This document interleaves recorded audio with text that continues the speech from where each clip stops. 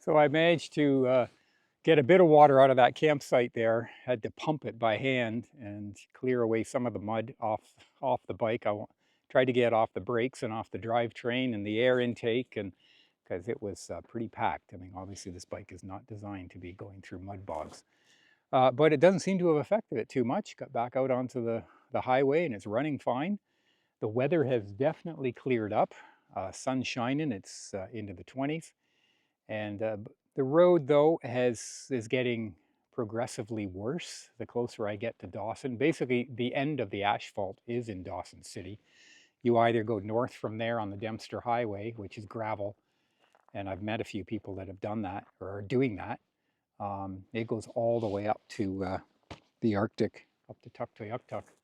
I'm not doing that. Or you take the ferry across the river and go on the top of the World Highway, which is the one I'm going on, which is also gravel for quite a ways. So, but I'm about 75 kilometers from Dawson City now.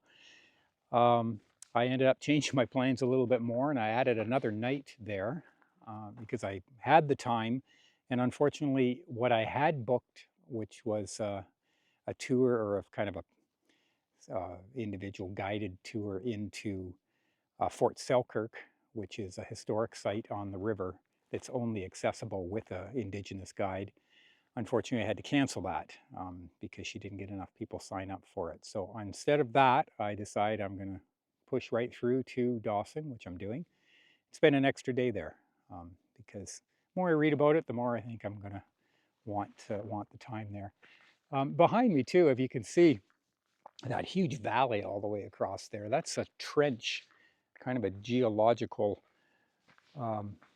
phenomena that runs from Watson Lake. You might remember that's the place with all the signs.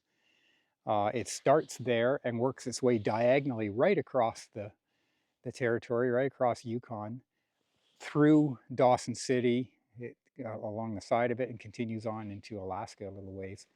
And when I looked at the map, I realized I'm basically following that trench, which kind of makes sense because it's valley, rivers, probably easier for the original game trails, indigenous routes, and the old roads, and of course the highways. That's where they would build them. So it is quite a beautiful spot.